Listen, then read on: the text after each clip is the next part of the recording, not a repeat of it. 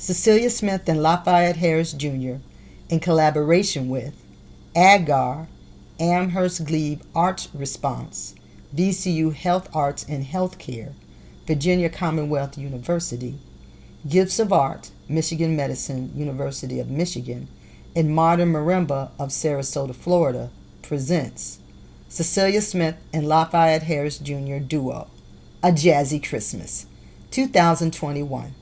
Cecilia Smith, Vibraphone, and Lafayette Harris Jr., piano. Production Manager, Michelle Adwau. Art Staff, Amherst Glebe Arts Response, AGAR, Inc., Director, Lynn Cable. VCU Health Arts and Health, Director, Philip Musi Branch. Gifts of Art, Michigan Medicine, Director, Elaine Sims. Performance Director, Carrie McClintock. Modern Marimba of Sarasota, Florida, Tita Von Kuth, co-founder. AGAR presents these concerts as a holiday present to staff and individuals served in the greater Lynchburg, Virginia, Farm Mill and Bedford by Central Health Community Health, Lynchburg General Hospital, Virginia Baptist Hospital, Central Virginia Alliance for Community Living, and Fairmont Crossing. This concert is also presented as AGAR's Holiday Concert Series in 2021 to the audience of Amherst, Java, and Jazz, a collaboration between Amherst Glebe Arts Response, Second Stage 1, Amherst, and Baines Books and Coffee, Amherst. AGAR's events in 2021 through 2022 are also made possible in part by the National Endowment for the Arts, the Virginia Commission for the Arts, National Endowment for the Humanities, Virginia Humanities, Centra, Chamber Music America, and the Greater Lynchburg Community Foundation. Cecilia Smith and Lafayette Harris Jr., producers.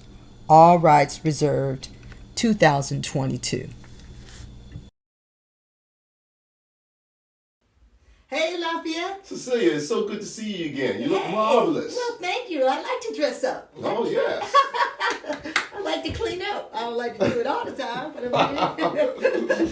Okay, well, there you go. We're here to present to you some holiday music. Happy holidays. Happy holidays to everyone. And we would first like to, because we are broadcasting, so to say, streaming. There we go. Streaming, broadcasting, all of that. From the city of New York, from the borough of Brooklyn. We would like to acknowledge the Native Americans who lived here initially, before it became Brooklyn. The Lenape people, the Canarsie, and the Nyack people. All right. And if you all have been following us, you know that we love to play, but we also like to talk about what we're going to be presenting, and we've done a lot of research on today's program. Yeah, we have. Got a lot of information for you. I hope you find it interesting. Oh, I think people will. Interesting and humorous. We're going to start our program today with a classic Christmas song called Silent Night. That's right, and you have taken it upon yourself, Cecilia, to give it a very wonderful arrangement. Well, thank you for acknowledging that first. Thank you very much. Yes, I have rearranged it. All right. But we did a little history of, research on this piece to talk about why this piece was written in the first place. It has quite the history. It does have quite a history, and it was actually composed on Christmas Eve in 1818. Where at? In Germany. In Germany, that's right. The composers were German. And yes, a man named Franz Gruber did the music, and there was a Catholic priest named Joseph Meyer. If I'm Moore, maybe I'm pronouncing it. But the reason that it was composed was at the last minute, they couldn't use the organ. There was a flood Okay. in the area, and it had destroyed the organ, or the organ wouldn't work. So they needed a fast, someone to come up with something quickly and simple enough that the guitar player could play it just for that performance that night.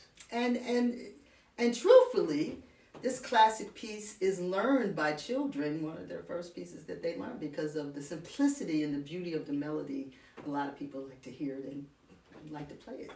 That's right. That's right. This is something that kids can play. I'll give you a little taste, just a little bit. Just a little taste, okay.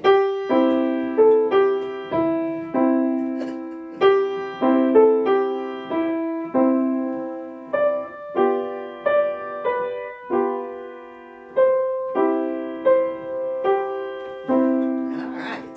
Beautiful melody. But as Jasmine's musicians like to do, I have put another spin on this song. Mm-hmm. I wanted to give it an air of mystery, and I also wanted to re-harmonize the piece. Now, we have several presenters who are part of our presentation today, and there are Agar, Amherst Glebe Arts Response. Amherst Glebe, I'm going to have to do that again.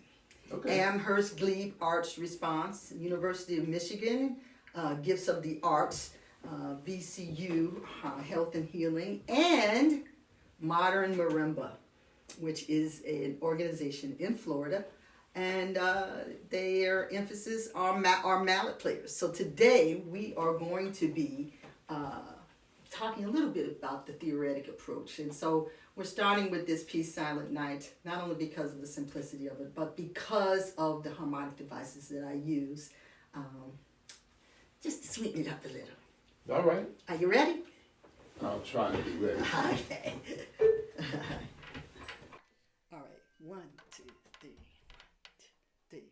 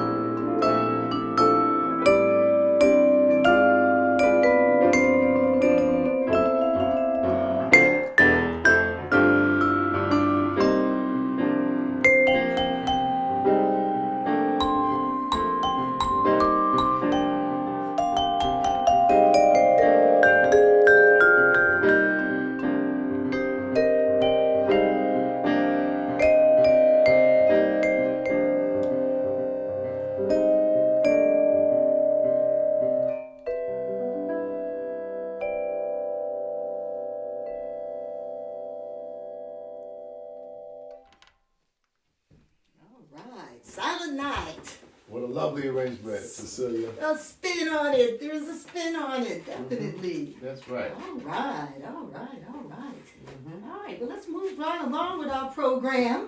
That's right. We're going to, basically this holiday takes place after Christmas, right? Yes, it does. And You want me to put that on? well, I don't know if you should put it on. I'm getting a sign that says the hat. Is that right? Yes, it's laying there. A So sign is coming from. sign is coming from up above. I look like one of the kings, one of the three kings. Hey, that's right. It is a bit of a crown. It is a bit of a crown. That's right. This piece is called We Three Kings. And Three Kings Day happens in January. January 6th, as a matter of fact. Yes, and all of our pieces have to either deal with different aspects of different cultures that celebrate things that happen in December and January. That's right. Mm-hmm. So Three Kings Day is often celebrated by Latin countries. Okay, Italians, Spanish. Right. Mexican. Okay. All kinds. And it is often deals with children who live in certain parts where they celebrate in children's pageants. Oh, yeah. As a matter of fact, this piece was written actually for a children's pageant. Okay. Niece and nephew of a man by the name of John Henry Hopkins Jr. Okay. That's a mouthful. And that was back in 1863. That's right. And I know this piece, we were talking about it, that there was a jazz group that was doing a jazz nativity concert yearly. Yes. Started off with Lionel Hampton. Who are some of the others? Tito Puente. Mr. Al Gray. Al Gray. I remember them, and they all had crowns on. That's right. And festive clothing, and you would see these pictures in jazz advertisements of them dressed up as the Three Kings. Yeah, they did a wonderful record together. Al, the trumpet player, great trumpet. Hurt? Black man, very tall. John Faddis? Mr. John Faddis. Okay, yes, he was very tall. He is very tall. He is very tall. Mm-hmm. Yeah, and Bending Towards the Light was the name of their program. Okay, Mm-hmm. okay. So we found out a few things about Three Kings, and it does happen on January 6th, and we'd like to play it for you. We're going to put it in a Latin groove, right? Latin groove. Yeah. All right, let's see if we can hold on to it. Okay. All right. Okay. You go ahead and count it off, because this is sort of a Lafayette's arrangement, right? 2,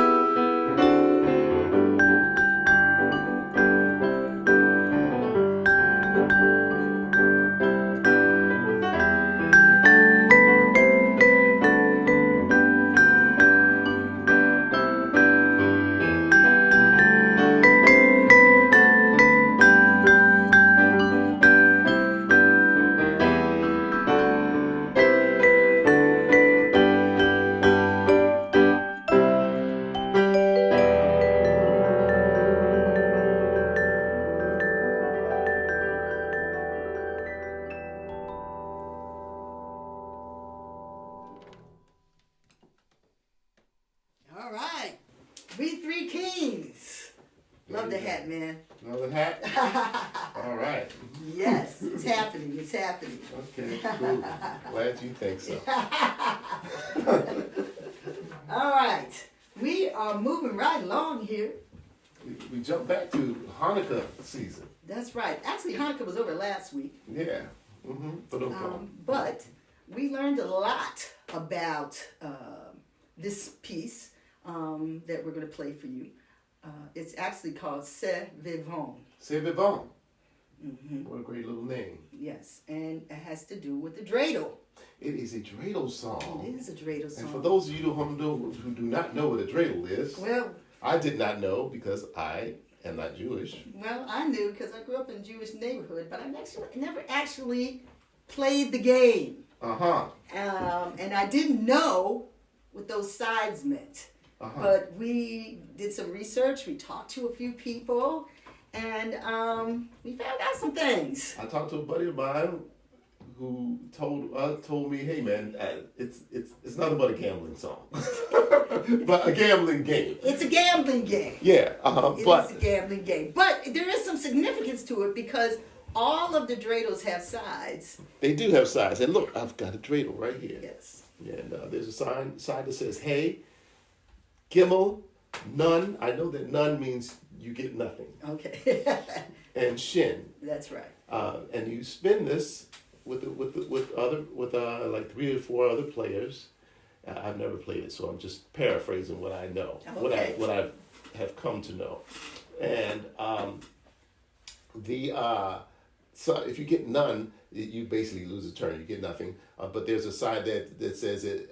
You get everything that's on the board. Right. Or basically, we put in a pot. You put in a pot of pennies or marbles, and like I said, you get none, or you get all of it, or you get half of it. Right. And the fourth side, you got me on that. Well, I think you get your turn passes by. Your turn passes by. Right. That's I think all. So.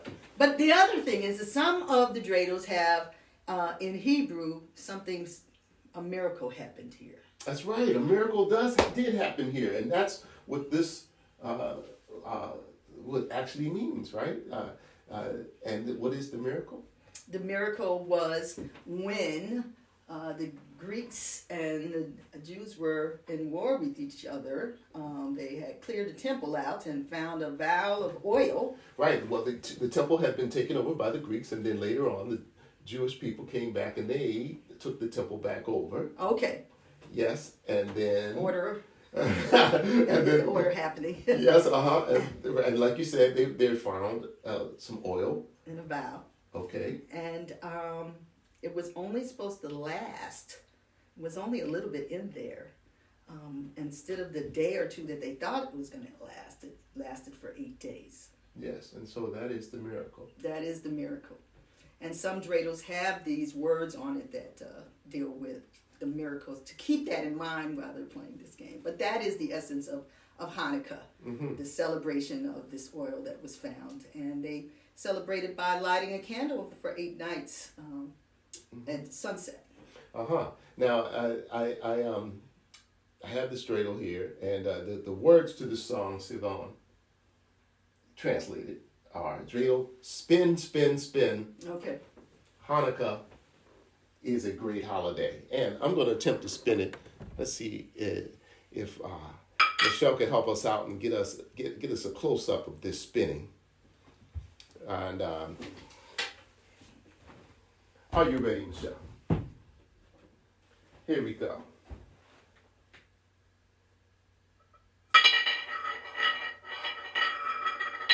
I can do better than that. Hang on, just hang on. Hang on.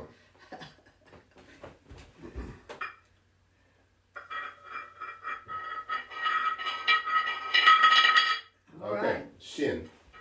All right. All right, here we go.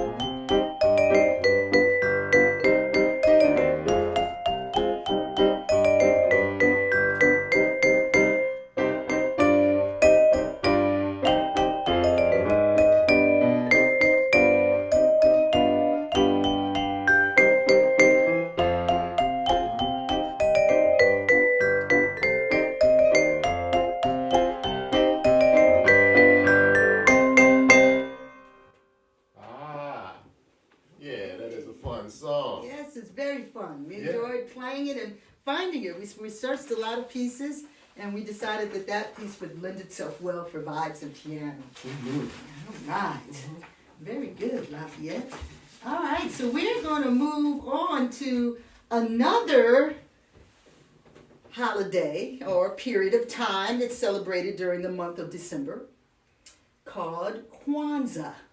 Yes, Kwanzaa. And Kwanzaa first came into being in 1966. The father of Kwanzaa being Mr. Malana Karenga. And Kwanzaa takes place over 7 days, starting on December 26th, That's right. the day after Christmas. And the purpose of his bringing this about, it was an opportunity for Black Americans, Black people in general, to celebrate something of their own selves and their own history. And a lot of this is based on traditions of the African harvest in West Africa as well as Southeast Africa. Okay. And the name of the piece is called Umoja, which means, which is the first day of celebration of the Kwanzaa period of those 7. And Umoja translate as unity. And we found a song. We looked and we finally found a song that we could play ourselves. That lended itself well to this instrument and piano. That's right. It's sung, but we're not going to sing it, but I will tell you the words. Umoja means unity, you and me, living together in one big family. Umoja is unity, you and me, living forever in love and harmony. That's it. Unity. Mm-hmm. So here it is. Ready? Mm-hmm. 1, 2, 3.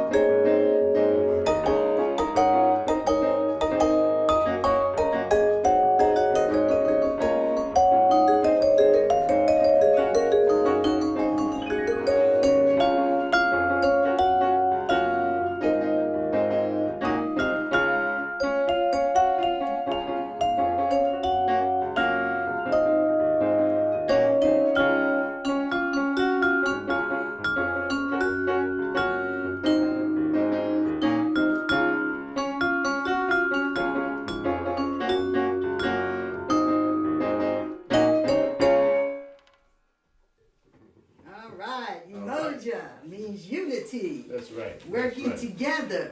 That's what we need to do more. Everybody. For our next piece. All right. We're riding on a sleigh. All right. We're holding on for dear life. Hold on for dear life. That's right. Yes, this is a piece called Sleigh Ride, and there's no mention of Christmas or Santa Claus in it at all. It's just a winter song. A winter song. You know, there's so many cultures in the world that celebrate like winter solstice. That's right. and many indigenous cultures of the world here in America, all over the world. Yes, yes. And why is that? They celebrate what? They celebrate life. Well, they celebrate the shortness of the day, too, and the longness of night. Oh, that's right. Yes, because on December 21st, that is the shortest day. Shortest amount of daylight. Shortest amount of daylight. And longest night. And longest night. Mm-hmm. So for this piece, though, we're talking about all kinds of things happening. Chestnuts and riding on big wagons that are led by blades by a horse. Mm-hmm. Yeah, several horses, some of them. Some of them, several horses. Mm-hmm. And this is probably one of the most noted winter songs written by a composer by the name of Leroy Anderson. We found out a lot about Leroy. Oh, yeah. He was a very interesting composer and had a very original style. And he was noted for being a composer of light classical pieces. And he wrote quite a few pieces recorded by the Boston Pops. That's right. And I know you know a little bit about Boston. I know a lot about Boston. I've seen the Boston Pops. I saw Boston Pops with Arthur Fiedler before he retired. All right. Yes, I did. And this is one of their most noticed pieces. And we based our arrangement on it. Yes. And like we said, this is called Sleigh Ride. Leroy Anderson is the composer. And he wrote this in July of 1946. And his first two pieces that were recorded by the Boston Pops were Jazz Pizzicato and Jazz Legato. Mm-hmm. And he wrote a couple of other very interesting pieces. One, The Typewriter, where someone actually plays a typewriter, not an electric typewriter, but the old manual. And the keys plop, plop, plop, plop, plop, like this. Bells on it. Yes, right. The ribbon goes back and forth and all that kind of stuff. And then another piece called Syncopated Clock. Right. Mm-hmm. And all these interesting songs have sound effects in them. That's right. Yeah, even Sleigh Ride has horses that, are clopping through and sleighs and even bells. The sound of a horse. Get out of here. Oh my goodness. I mean, all of that stuff is happening within the piece. Man. And so... can you believe it? A horse sound? A horse sound. And here's the other thing about it. This piece, the way that it lays, it is a wonder that Leroy studied a lot of jazz. Because not, really a jazz song, but the way that the melody lays. Yes. I find it's one of the most fun songs I've ever heard in terms of Christmas music. And, I really love Christmas music. We only get to hear it for a month in between fall and winter. Yeah. And they have wonderful melodies. And this one is just fantastic. Yeah. So, a lot of you will know the melody and know the words. It's definitely got a jazz influence, and it's in the key of B flat. For the most part. Yes. Yes, for the most part. That's right. And it does get to some other key centers. Oh my gosh, yes. For you music people out there, that's right. There's a point where it goes from the key of B flat down the tritone. Yes. To do the 2 of D major. Yes. And then another part, it goes to G major. That's right. Yeah, so... So not only is it a challenge in terms of it's harmonic, I don't want to say it's a challenge. It's really slickly written. It's a slick Christmas song. I would call it slick. It's not slick like, just street slick. But just well composed. Well put together, Well put together. And it's tricky. It took a lot to learn. Yeah, let's see if we can play this song. Because it's brisk. Yeah, all right. It's so fast with our mistakes, nobody will hear them anyway. Okay. We'll see. Let's see. All right, here we go. You count it off, Lafayette. Oh, you're going to put it on me now, huh? I am. Just don't, just... 1, 2, 3.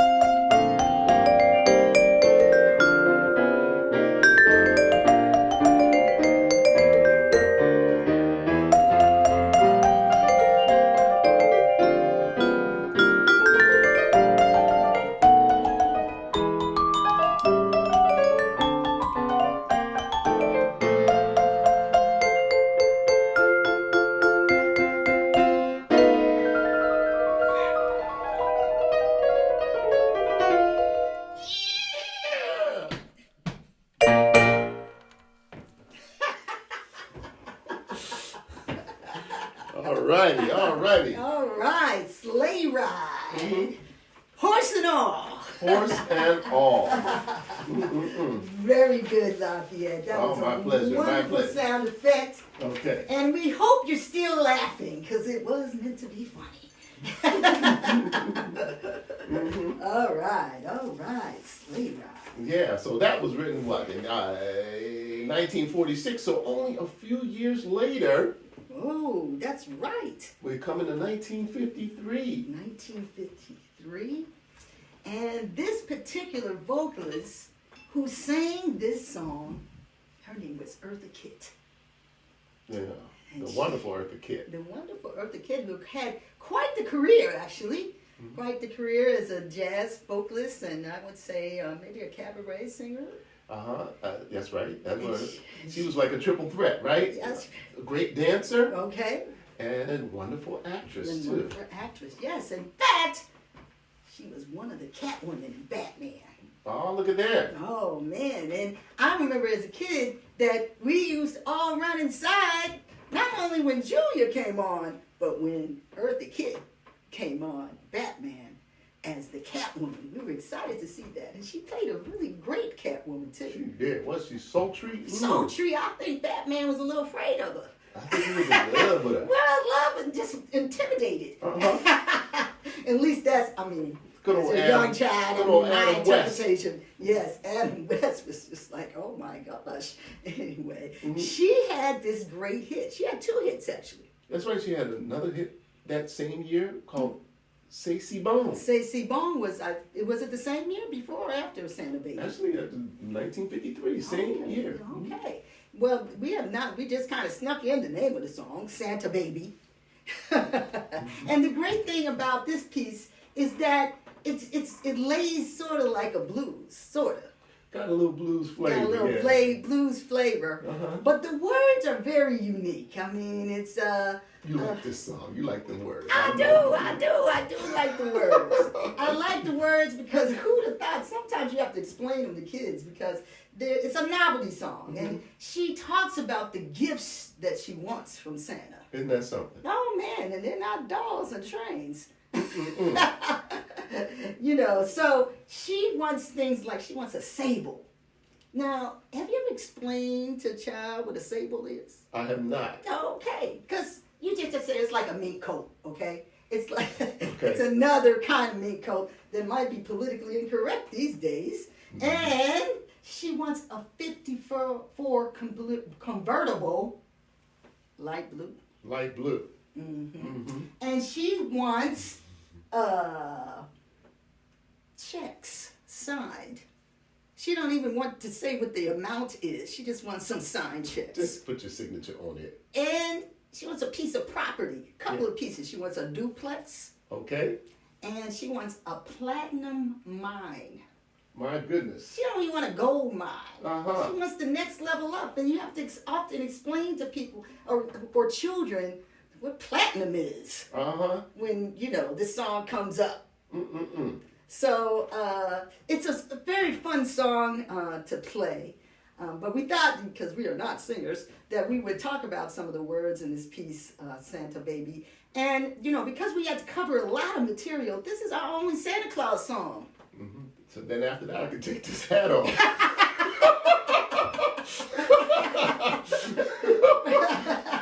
Well, I think it adds to the nuance, absolutely. Okay.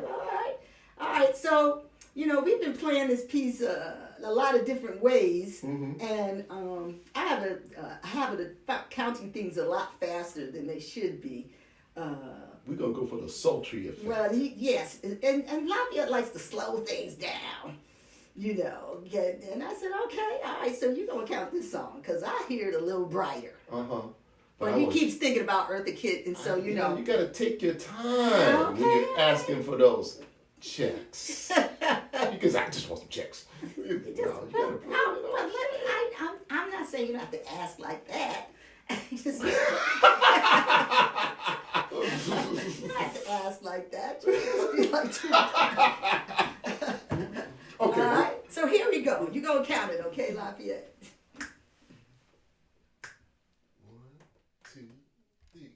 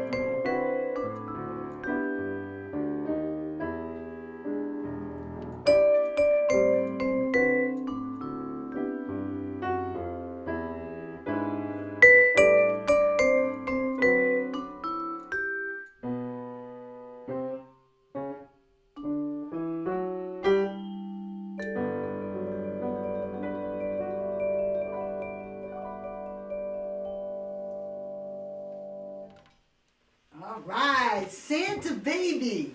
All right. I like that pace. That was fun. I hope you get everything you want underneath your Christmas tree. Well, thank you, because that is a nice segue into our next song. Right? That's right. It is. You didn't even know? I didn't know. I was not conscious of the situation. You weren't conscious. Oh, come on now. This is the order of things. This song is called Ode To Tannenbaum. That's right. It means something about a fir tree, Well, right? it's about a fir tree in German, right? Mm-hmm. And was originally a folk song for dance. That's right. That's right. German composer who wrote church music. I guess he set words to them. Yes. The lyrics by the composer's name was Ernest Anschutz. Okay. Anschutz. I'm terrible with pronouncing German names. Okay. 1824 is when he did that. Okay.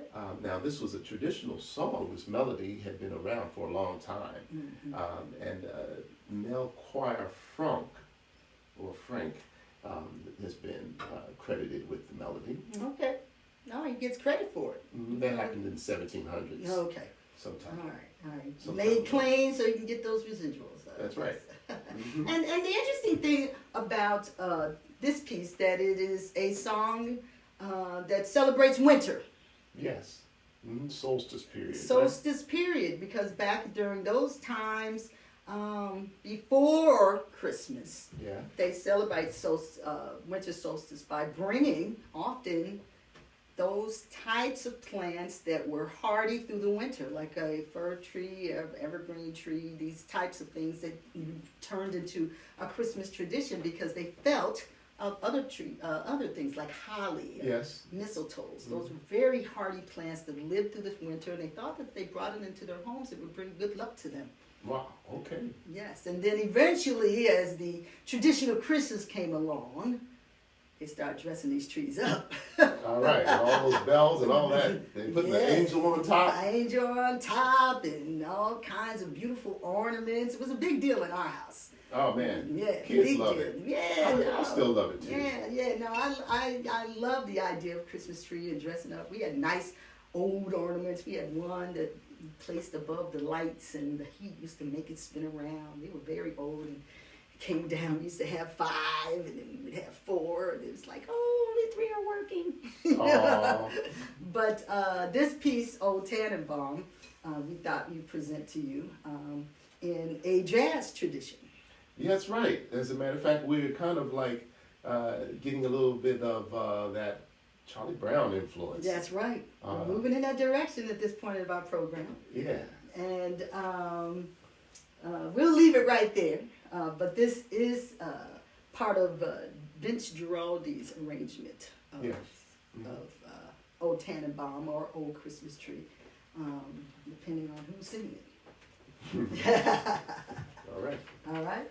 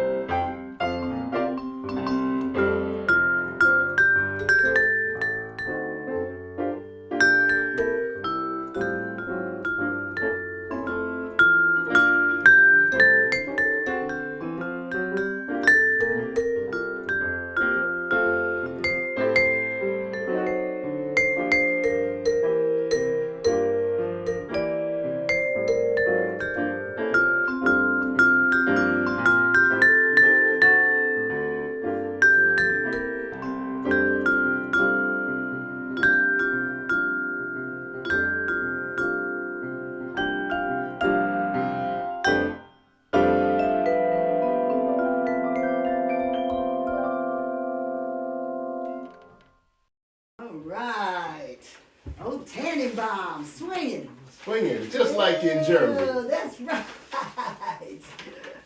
Okay. Wow, I love playing that piece. It's just so fun and exciting. Yeah, man. All right. Well, we're going to change it up just a little bit. We're going from Germany to France.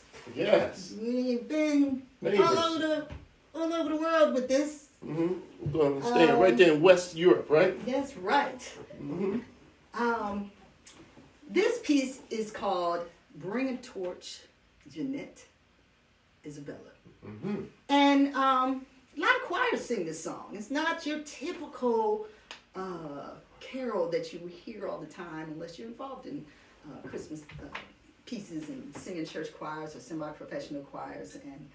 And it's got one of those most beautiful melodies that I've ever heard. But it's considered a French carol because during the time, biblical times, the birth of Jesus as in terms of Christmas celebration and the religious aspect of it, a lot of cultures would interpret things in their cultures to reflect how they felt, like the little drummer boy brought gifts, but that's not necessarily in the Bible. Yeah. And in this case, the French came up with a way to celebrate it as if they were having this happening in their country.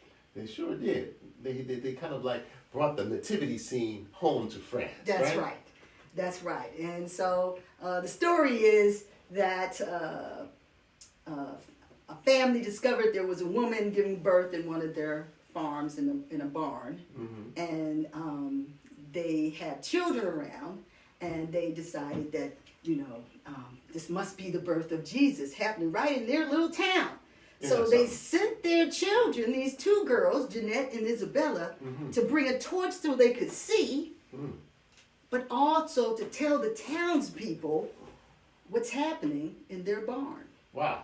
Yes, but the opening verse in terms of the lyrics, bring a torch, Jeanette, Isabella. Bring a torch, Jeanette, Isabella. Bring a torch, Jeanette, Isabella, and run. So there's this feeling of running. Children, they're going to get this torch, but they're going to tell everybody what's going on in our farm, in our barn, Wow. So when they bring the torch back, they say, okay, keep your voice down. Hush, hush, beautiful child is sleeping. Hush, hush, beautiful child is born. Wow. And you got some hush hush parts in there. There's some hush hush parts in there. Okay. I did kind of rearrange this. As you like to do. As I like to do. And I actually found a wonderful organ version of it by a pretty noted organist by the name of Keith Chapman. And it made me. They actually have several organists playing this particular kind of arrangement. I borrowed some of the aspects that they use for the organ arrangement, but I was fascinated because organ players and drummers use all four of their limbs to play. And so you can, see this guy stomping out bass lines on an organ. Playing it, man. Wasn't that mind-blowing when you saw that? It's mind-blowing. I mean, it's hard enough to deal with just the amber pedal, which is nothing compared to playing the organ. Nothing. But he does such a wonderful arrangement. And so I borrowed a few things from it to make it work for piano and vibes. So we hope you enjoy our interpretation. If you know this piece, if you don't know it, I would encourage you to Google Jeanette Isabella and look for that organ arrangement after you hear this one. All right. Are you ready? Ready as I love it, baby. 1, 2, 1, 2, 3, 4, 5, 6.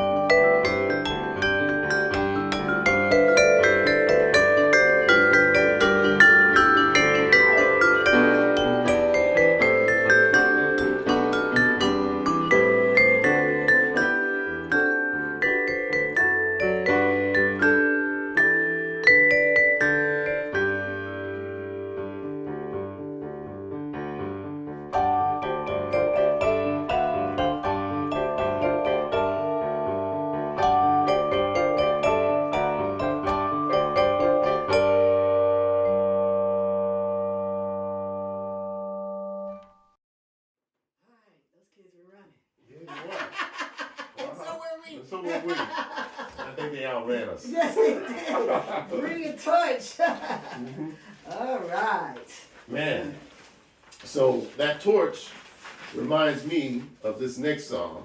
Does it really? It does, because the torches are hot. And this song was written when it was really hot in Florida. Okay. And I believe it was in the month of July. Okay. And it was written, it started out by a guy by the name of Bob Wells, who was dealing with this heat wave. And he often got together to write with the great Mel Torme. That's right. And he had already had some words sketched out on a pad. And Mel saw this pad and saw these words that are supposed to give you a cool feeling. Okay. And some of the words were folks dressed up like Eskimos. Okay. Jack Frost nipping at your nose. Santa on a sleigh. Stuff like that. Something to give you cool thoughts. When you're dealing with a heat wave, especially in Miami. Yeah. So Mel Torme took it upon himself to complete the words and put the music to it. Mel Torme was such a great, gifted musician, known to be a singer, but he played good piano, and he was a brilliant drummer. That's right. Mm-hmm. And the interesting thing about the fact that many of our most noted Christmas songs were written by Jewish Americans. Isn't that something?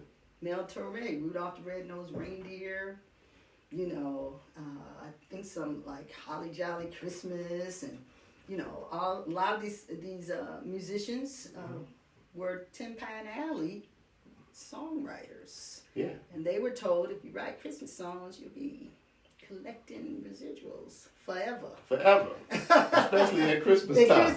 Christmas time. So they took it upon themselves to write some of the most noted Christmas songs that there are. So this is one of them. That's right. As a matter of fact, this is supposed to be the most performed Christmas song. And if I'm not mistaken, is this the one that Bing Crosby made a lot of money on?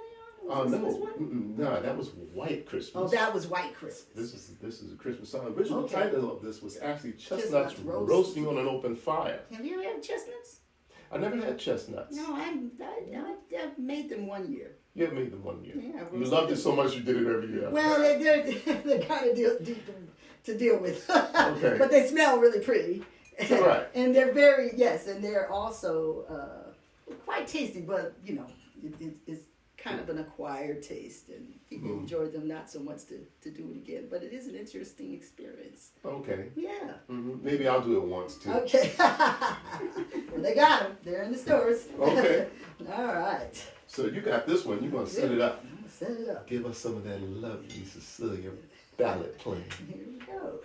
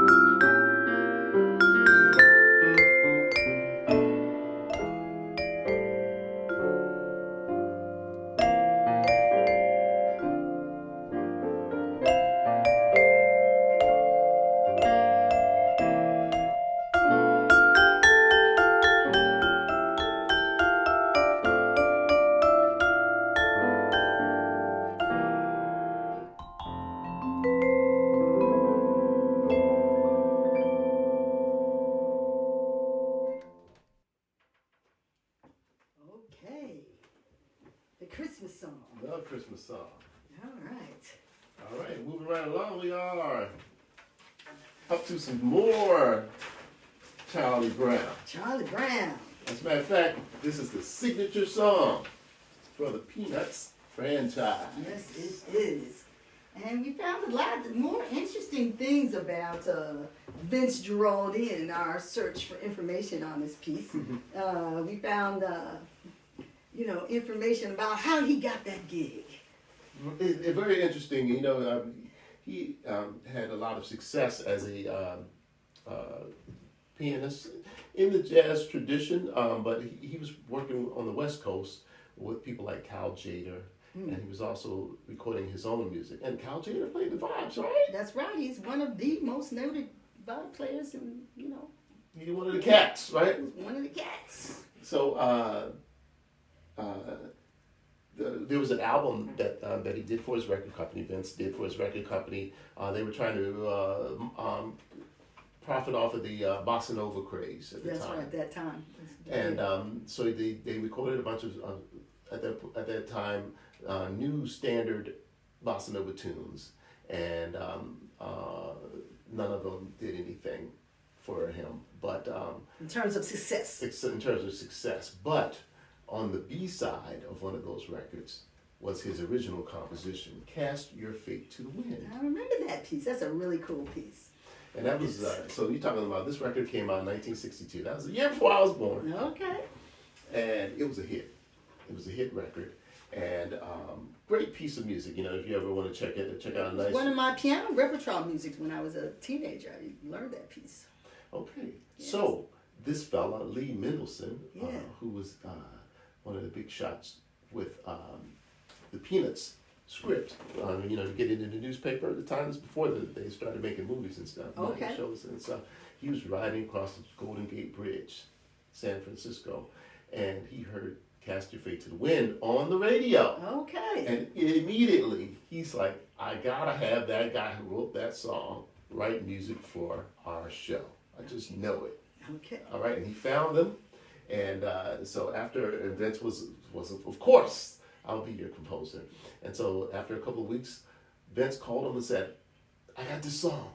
You're gonna love it. You gotta hear it. I gotta play it for you right now. And so Lee was like, no, don't play it now. I don't want to get it marred by just playing over the telephone. Please, let me come to your studio. No, I'm gonna explode if I don't play this for you right now. Wow, what a great feeling when that happens, right? And he sat down and played it, and Lee listened to it, and when he heard it, he knew right away it was the perfect piece. As a matter of fact, they hadn't even started doodling for the animation aspect? But they designed what they doodled around that piece of music. Wow. And we're going to play it for you now. And everybody knows it. That's right. If you like piano music, you've heard this piece. That's right.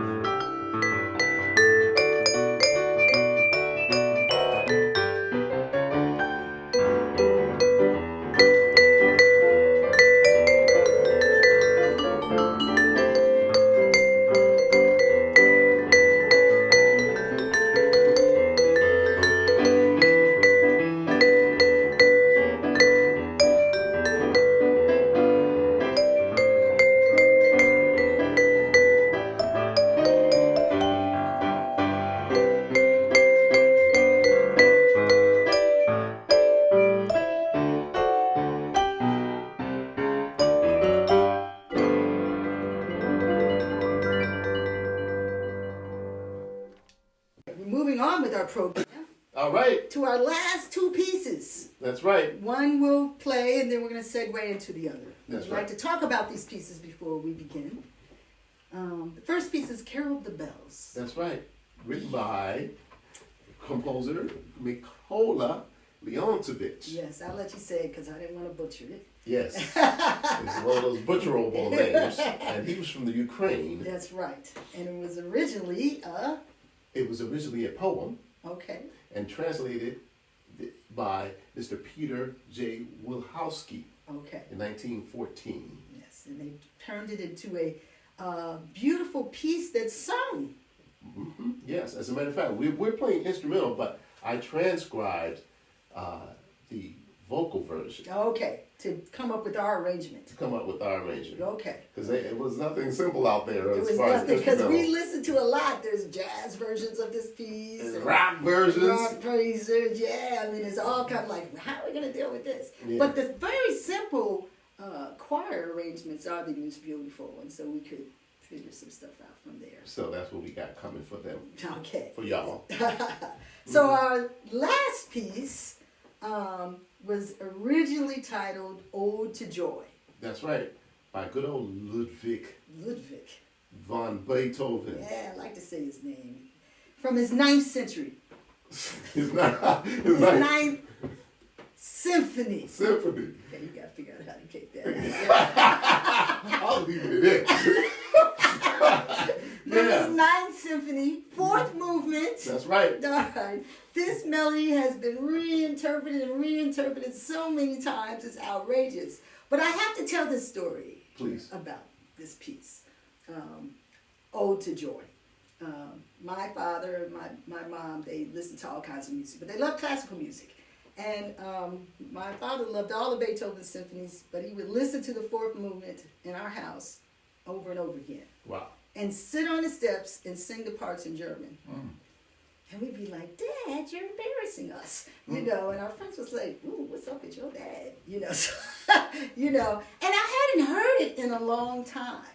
Uh-huh. But if you've never heard, you know, if you're a classical music fan or any kind of music fan, I would suggest you look online and find the 4th Symphony of Beethoven, because it's an exceptional work.